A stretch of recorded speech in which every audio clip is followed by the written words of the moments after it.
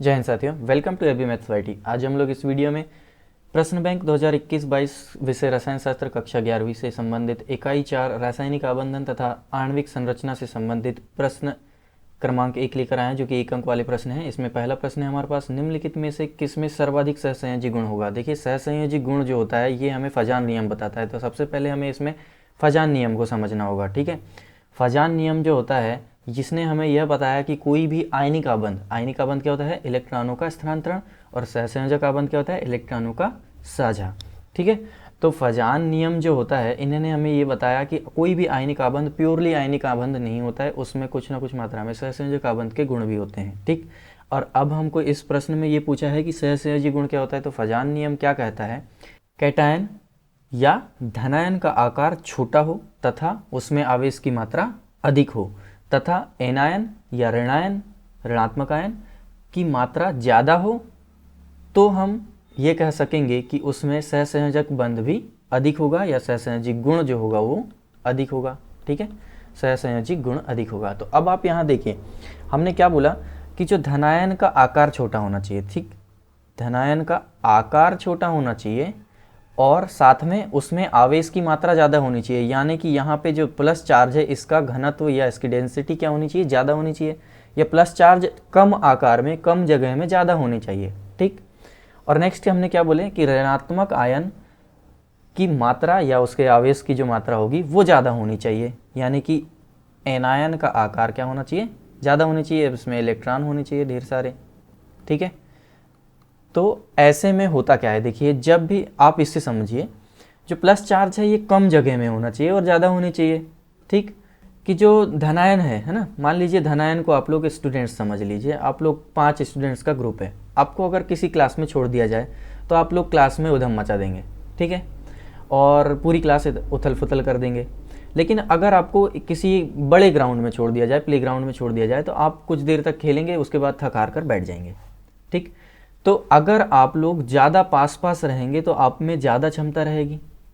ठीक है, इसी तरह से हम यहाँ क्या कर रहे हैं, प्लस चार्ज को कम जगह में रखेंगे। फजान नियम ने हमें क्या बताया कि फजान हम को कह रहे हैं कि जो धनायन होते हैं इनकी जो आवेश की मात्रा होनी चाहिए वो अधिक होनी चाहिए और आकार जो होना चाहिए वो छोटा होना चाहिए, तो ये प्रभावी हो जाता है। ठीक, अब इसकी तरफ ये जो इलेक्ट्रॉन होते हैं, ठीक है, ये अट्रैक्ट होते हैं। ये जो इलेक्ट्रॉन है ये इसकी तरफ अट्रैक्ट होते हैं।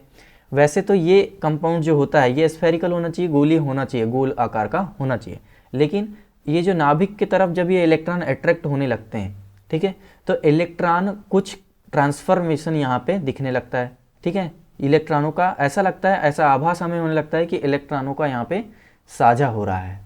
ठीक है, और ऐसा कब होगा, जब ये कंडीशन होगी कि जो धनायन है इनकी मात्रा ज़्यादा और आकार जो है वो कम हो, यानी कि छोटा हो, और साथ में इलेक्ट्रॉन का आकार या उनके आवेश की मात्रा ज़्यादा होनी चाहिए। ठीक है, तो अगर ये कंडीशन आती है तो हम ये कह सकते हैं कि सहसंयोजी गुण जो होता है या सहसंयोजक गुण जो होता है ये सर्वाधिक होगा। तो अब यहाँ पे अगर आप प्रश्न में ऑप्शंस पे नज़र डालिए तो यहाँ Na+1 है, Cl-1 है। ठीक है, Cl-1 है, तो यहाँ देखिए ना तो धनात्मक ज़्यादा है ना ही ऋणात्मक ज़्यादा है। ठीक है, हमारे पास में दोनों आवेश क्या होने चाहिए, ज़्यादा। अब यहाँ पे आप देखेंगे Mg+2 Cl-2, यहाँ Al+3 Cl-3। ठीक है, यहाँ पे आप आएंगे तो सिलिकॉन क्या होता है, +4 और Cl-4। ठीक, तो आपको दिख रहा है यहाँ पे ऋणात्मक आवेश ज़्यादा, फिर साथ में इधर धनात्मक आवेश ज़्यादा, और इसका आकार जो होता है वो छोटा भी होता है। तो इसमें डी ऑप्शन सही होगा, क्योंकि इसमें सहसंयोजक गुण ज़्यादा दर्शाएगा ये। देखिए नेक्स्ट प्रश्न है हमारे पास, एमओ सिद्धांत अनुसार O2- आयन में प्रतिबंधित इलेक्ट्रॉन युग्म की संख्या ज्ञात कीजिए। तो इसमें हमें क्या बताना है, इलेक्ट्रॉन युग्म बताना है। यहाँ पर मैंने पहले से इसका इलेक्ट्रॉनिक विन्यास लिख रखा है आणविक कक्षक सिद्धांत के अनुसार। देखिए O2 जो होता है, ठीक है, इसमें इलेक्ट्रॉन कितने होते हैं, एक ऑक्सीजन के 8 और एक ऑक्सीजन के 8, तो इस तरह से इसमें इलेक्ट्रॉनों की संख्या होती है 16। लेकिन यहाँ पर अभी हमारे पास में प्रश्न में पूछा है O2- आयन, यानी एक इलेक्ट्रॉन यहाँ पे अधिक है। तो अब इसमें इलेक्ट्रॉनों की संख्या कितनी हो गई, 17। तो इसका MOT यानी कि आणविक कक्षक सिद्धांत के अनुसार इलेक्ट्रॉनिक विन्यास कुछ इस तरह से होगा, σ1s2 σ*1s2। तो इस तरह से यहाँ पे ये इलेक्ट्रॉनिक विन्यास मैंने यहाँ पहले से लिख रखा है। अब इसमें सबसे बड़ी चीज़ क्या है कि जब हम इसमें इलेक्ट्रॉनों की क्या करना है, हमें प्रतिबंधित इलेक्ट्रॉन युग्म पता करना है। ठीक है, तो हमें ये पता होना चाहिए कि ये स्टार वाली चीज़ें होती हैं ना, ये क्या होती हैं, प्रतिबंधित इलेक्ट्रॉन होते हैं या प्रतिबंधी इलेक्ट्रॉन होते हैं। ठीक, तो यहाँ पर प्रतिबंधी इलेक्ट्रॉनों की संख्या कितनी है, काउंट कीजिए। यहाँ पर 2, यहाँ 2, 4, तो 6 और ये एक 7 इलेक्ट्रॉन। ठीक है, इलेक्ट्रॉनों की संख्या कितनी हुई यहाँ पे, प्रतिबंधित इलेक्ट्रॉनों की संख्या 7, लेकिन बाह्यतम कोष या सहसंयोजी कोष के लिए अगर कहें तो 5। ठीक है, ठीक है, क्योंकि यहाँ पे बाह्यतम कोष क्या है, 2। ठीक, अब आप यहाँ पे हमें प्रश्न पूछा है इलेक्ट्रॉन युग्म, तो आप यहाँ पे क्या करेंगे, इलेक्ट्रॉन युग्म यानी कि पेयर देखेंगे, जोड़ा। तो एक ये हो गया, एक जोड़ा ये हो गया, दूसरा ये हुआ, तीसरा आपको यहाँ दिख रहा होगा, देखिए इसमें 2 इलेक्ट्रॉन आए हैं। ठीक है, और चौथा यहाँ आता, बट यहाँ पे क्या है, एक ही इलेक्ट्रॉन है, क्योंकि इसको काउंट करो आप, 2, 4, 6, 8, 10, 12, 14, 16 और 1, 17। तो यहाँ पे ये युग्म नहीं है, तो यहाँ पे आंसर क्या आना चाहिए, ऑप्शन नंबर बी। ठीक है, बट यहाँ आंसर दिया हुआ है ऑप्शन नंबर 4, तो ये कैंसिल होगा, यहाँ ऑप्शन नंबर बी इसका राइट आंसर होगा। ठीक, क्योंकि इलेक्ट्रॉनिक विन्यास कुछ इस तरह से होता है और इसमें इलेक्ट्रॉनों की संख्या हो जाती है 17। ठीक है, तो यहाँ पे पेयर की संख्या कितनी है, ओनली 1, 2 और ये 3, तो 3 पेयर यहाँ पे आ रहे हैं हमारे पास में, तो इसका आंसर क्या होना चाहिए, 3। ठीक है, नेक्स्ट प्रश्न है हमारे पास, धातु M का इलेक्ट्रॉनिक विन्यास 2882 है, इसके ऑक्साइड का सूत्र क्या होगा। ठीक है, तो यहाँ पे हमें क्या दिया हुआ है, कोई धातु है M, हमें नहीं पता कौन सी धातु है ये, तो हम इसका क्या करेंगे, पता करेंगे कि ये धातु कौन सी है। ठीक है, ताकि इससे हमें ये पता चल जाए कि ये कितने अनपेयर इलेक्ट्रॉन हैं और ये किस तरह का बंध बनाएगा। ठीक, तो आप यहाँ पे इन इलेक्ट्रॉनों को जोड़ेंगे। ठीक है ना, 2, 8, 8 और ये 2। ठीक है, तो ये इनका सम कितना आ रहा है, 20, और 20 इलेक्ट्रॉन है, इसका मतलब परमाणु क्रमांक क्या हुआ, 20, और 20 परमाणु क्रमांक किसका होता है, कैल्शियम का। ठीक है, और कैल्शियम आता है सेकेंड ग्रुप में। ठीक, सेकेंड ग्रुप में, और सेकेंड ग्रुप वालों का जो ऑक्सीकरण अंक होता है वो क्या होता है, +2 होता है। ठीक है, यानी कि इनके पास में 2 अनपेयर इलेक्ट्रॉन होते हैं, तो 2 अनपेयर इलेक्ट्रॉन हैं, और साथ में अब हमें क्या करना है, इसमें ऑक्साइड का सूत्र करना है, ऑक्साइड का सूत्र बताना है। ठीक है, तो जो ऑक्सीजन होता है इससे क्रिया करानी है हमें। ठीक, तो ऑक्सीजन के पास में कितने अनपेयर इलेक्ट्रॉन होते हैं, 2, और ये -2 ऑक्सीकरण अवस्था प्रदर्शित करता है। ठीक है, और ये कैल्शियम क्या कर रहा है, +2, तो इनके बीच में क्या होगा, इलेक्ट्रॉन साझा होंगे और 2 कोवेलेंट बॉन्ड बनेंगे। ठीक है ना, तो कैल्शियम कुछ इस तरह से जुड़ जाएगा ऑक्सीजन के साथ। ठीक है, यानी कि M और O। ठीक, तो हमारे पास में आणविक सूत्र क्या निकल के आया, किसी M धातु के लिए जिसका इलेक्ट्रॉनिक विन्यास ये है, इसका ऑक्साइड का सूत्र क्या होगा, MO होगा। बी ऑप्शन इसका राइट आंसर है।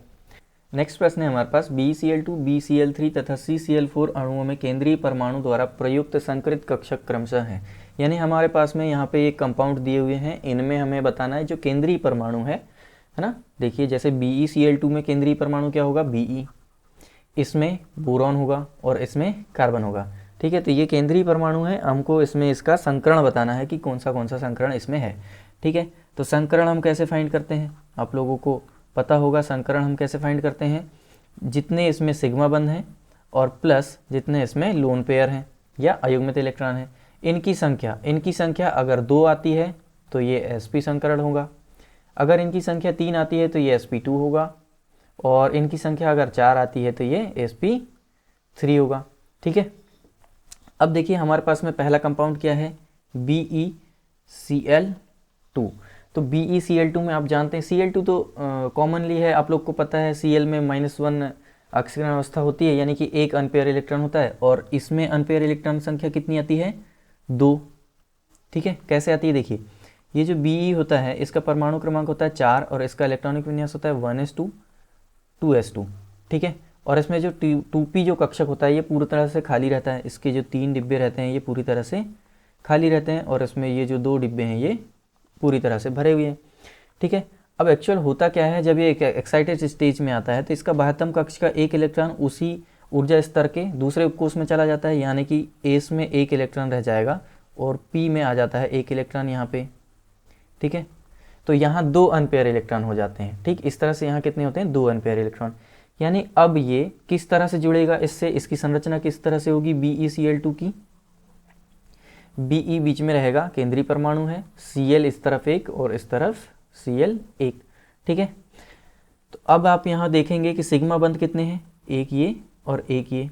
और लोन पेयर इसके पास है क्या, नहीं, कोई भी इलेक्ट्रॉन नहीं बचा, बाह्यतम कोश में कोई इलेक्ट्रॉन नहीं बचा, तो लोन पेयर है नहीं। और सिग्मा बंध की संख्या कितनी, 2, और लोन पेयर की संख्या कितनी, 0। तो आंसर कितना आया हमारा, 2। जब 2 आंसर आया, इसका मतलब इसमें संकरण कौन सा होगा, sp।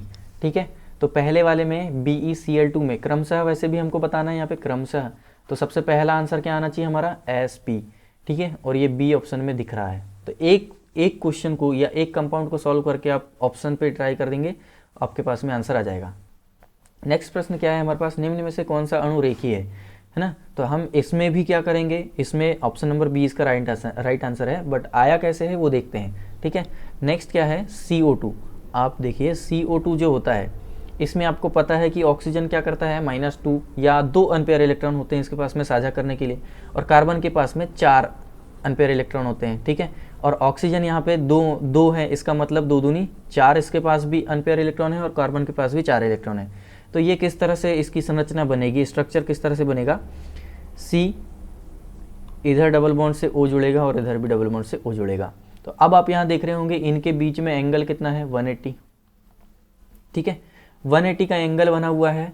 और संकरण जब देखेंगे हम इसमें, तो C में कौन सा संकरण दिख रहा है, CO2 में संकरण देखिए, एक सिग्मा बंद यहाँ और ये एक पाई बंद यहाँ, फिर एक सिग्मा बंद यहाँ और एक पाई बंद यहाँ। ठीक है, देखिए जब भी डबल बॉन्ड होता है तो एक सिग्मा होता है और एक पाई होता है। ठीक, तो आप यहाँ जानते हैं कि 2 सिग्मा बंद आ रहे हैं। ठीक है, सिग्मा बंद की संख्या कितनी, 2, लोन पेयर की संख्या कितनी, 0। ठीक है, तो यहाँ कौन सा संकरण दिखा, sp। और sp संकरण में आप जानते हैं संरचना कैसी होती है, रेखीय होती है। ठीक है, तो कौन सा अणु रेखीय हुआ, CO2। ठीक, देखिए नेक्स्ट प्रश्न है हमारे पास, निम्न में से कौन सा अनुचुंबकीय नहीं है। तो इससे सबसे पहले आप क्या इसके कॉन्सेप्ट को समझिए कि प्रतिचुंबकीय क्या होता है और अनुचुंबकीय क्या होता है। प्रतिचुंबकीय का मतलब ये होता है कि किसी भी कंपाउंड के अंदर जो इलेक्ट्रॉन्स होते हैं वो युग्मित हों, यानी जोड़े के रूप में हों, तो वो प्रतिचुंबकीय है, और अगर युग्मित नहीं है तो वो अनुचुंबकीय है। ठीक है, या उसमें अयुग्मित या इलेक्ट्रॉन है ना, तो वो क्या होता है, अनुचुंबकीय होता है। ठीक, तो आप यहाँ पर देखिए N2, N में कितने होते हैं इलेक्ट्रॉन, 7 इलेक्ट्रॉन होते हैं। तो N2 दिया हुआ है, मतलब यहाँ 7 दूनी 14 इलेक्ट्रॉन होंगे, बट यहाँ एक प्लस दिया हुआ है, यानी कि एक इलेक्ट्रॉन यहाँ से निकल गया है। ठीक है, तो यहाँ इलेक्ट्रॉनों की संख्या हो जाती है 13। ठीक, इलेक्ट्रॉनों की संख्या 13 हो गई, यानी कि आप ये जानते हैं कि जब भी कोई इलेक्ट्रॉन अरेंजमेंट होता है तो वो इस तरह से होता है, एक ऊपर और एक नीचे, यानी जोड़े के रूप में होता है। तो यहाँ एक इलेक्ट्रॉन ऐसा होगा जो कि बच जाएगा। ठीक है, तो एक इलेक्ट्रॉन यहाँ अनपेयर रह जाएगा, यानी कि ये क्या हो जाएगा, अनुचुंबकीय हो जाएगा। ठीक है, CO पे आते हैं हम, CO पे आते हैं, तो CO में आप देखते होंगे कार्बन में कितने होते हैं इलेक्ट्रॉन, 6, ऑक्सीजन में कितने इलेक्ट्रॉन होते हैं, 8। इन दोनों का सम करेंगे हम तो कितना आएगा, 14, और 14 इलेक्ट्रॉन पूरे पेयर बनाते हुए अरेंजमेंट हो जाएंगे। इसका मतलब यहाँ पे ये क्या होगा, प्रतिचुंबकीय होगा। अब जब ये प्रतिचुंबकीय है, इसका मतलब ये अनुचुंबकीय नहीं है, तो बी ऑप्शन हमारा राइट आंसर है। ठीक, नेक्स्ट देखते हैं हम, हमारे पास में यहाँ पे क्या दिया हुआ है, O2। एक O में होता है 8 इलेक्ट्रॉन, एक O में होता है 8 इलेक्ट्रॉन। यहाँ पे ये एक्सेप्शंस है कि जो O2 होता है ना, ये अनुचुंबकीय है।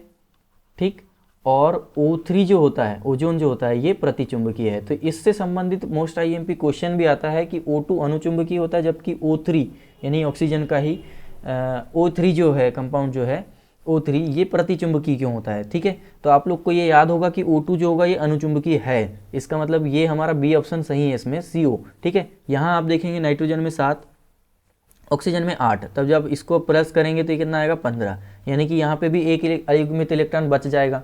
ठीक है, तो ये भी क्या है, अनुचुंबकीय है, ये भी अनुचुंबकीय हुआ और ये भी अनुचुंबकीय हुआ। यहाँ पे हमारा बी ऑप्शन राइट आंसर होगा, CO। ये क्या है, हमारा अनुचुंबकीय नहीं है। ठीक, तो इस वीडियो में बस इतना ही। आशा करता हूँ कि आपको ठीक से समझा पाया हूँगा। आगे के प्रश्नों को हम नेक्स्ट वीडियोज़ में देखेंगे। यह वीडियो पसंद आया तो इसे लाइक करके शेयर ज़रूर करें, तथा चैनल को सब्सक्राइब कर लें और नोटिफिकेशन ऑन कर लें, ताकि आने वाले वीडियोज़ की नोटिफिकेशन आप तक सबसे पहले पहुँच जाए। धन्यवाद।